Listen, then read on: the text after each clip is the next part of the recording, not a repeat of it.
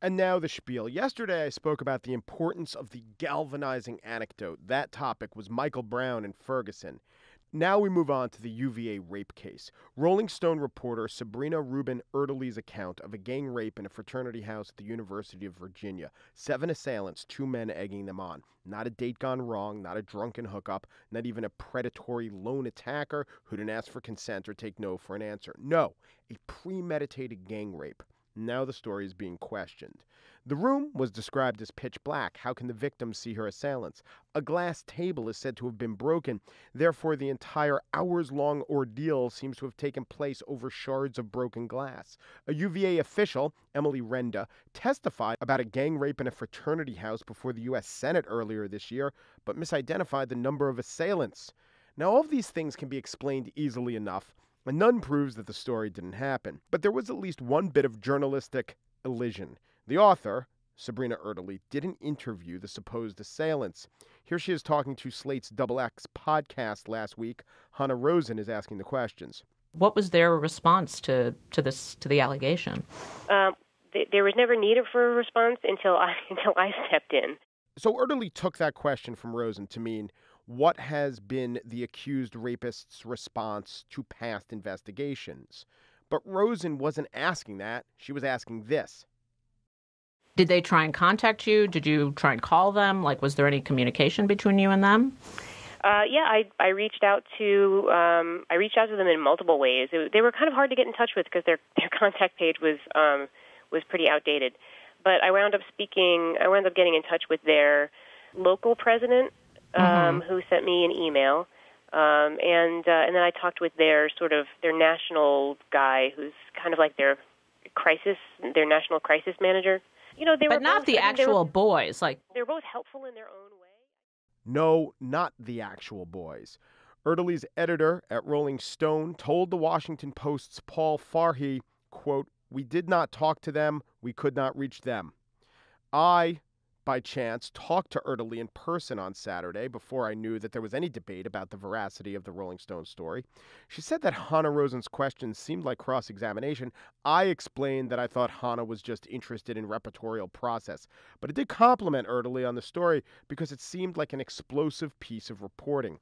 But if the story's not true or much more ambiguous than has been portrayed, that's a big problem. Worrisome to me is this idea as advanced by Erdely's Rolling Stone editor, Sean Woods, who said that the men were not named in this story because, quote, "we were telling Jackie's story. It's her story." No, that is not how journalism works. And for this story to have impact, it has to stand up to the highest journalistic scrutiny. This was such an atypical case. Statistics suggest that the spate of rapes on college campuses are nothing like this incident. And while the university's ham-handed response may have been typical, you have to wonder if there are real factual questions about the incident itself. How can the university's response be held up as an example of malfeasance? Though actually, no matter what the reality is, if a UVA undergrad really is making these allegations, it goes toward a point that's been made by Yale law professor Jeb Rubenfeld, among others, that campus panels need to be taken out of the equation of prosecuting rape. But yeah, the actual story matters. I hope that all the questions regarding this piece of reporting are answered satisfactorily. But I want to caution against drawing the conclusion that this means campus rape is mostly an invention. And to tell you the truth, I haven't seen that being argued, maybe intimated but not argued. What I have seen put forth are sentences like this from Jonah Goldberg, writing in the LA Times. Then again, the media also uncritically reported Tawana Brawley's stories and those of the accusers of the Duke lacrosse team. That is not true.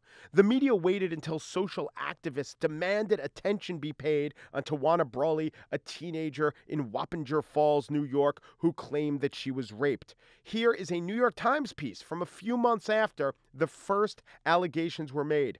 After 4 months of intensive investigations, authorities say they found no evidence to support charges and implications by lawyers for Tawana Brawley that 3 white law enforcement officials brutalized the black teenager in a 4-day kidnapping last fall. Piece goes on to say, an inquiry by the New York Times and interviews with these authorities have provided a reconstruction of the movements of the men and have found that the men have extensive alibis that the period the girl was missing from her Wappingers Fall, New York home. The title of that case is Figures in Brawley Case allegations without proof. It was not the media buying a narrative. And the Duke lacrosse case was a bit more complicated. Many in the media rushed to conclusions. That's what many in the media do. But some didn't. There was definitely a tone of the privileged elites versus the African-American stripper. But eventually the story began to be fleshed out.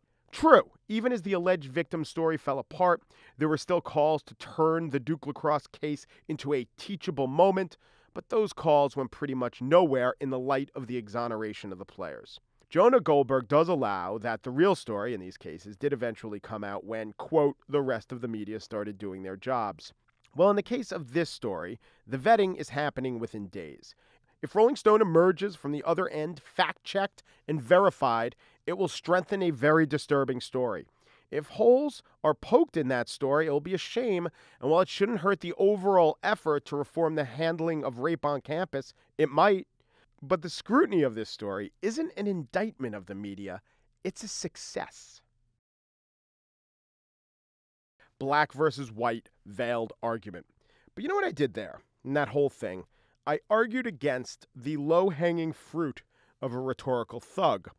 Because with Ferguson, as with so much in America, there seem to be two truths. One is that Officer Wilson was not indicted, the process was legal, and that Michael Brown is not the perfect victim, as if a perfect victim isn't mythological. Another truth is that there really is a real problem with cops shooting unarmed men. I think. To me, lots of evidence suggests that the problem has a racial dimension. I can't say for sure because the Justice Department is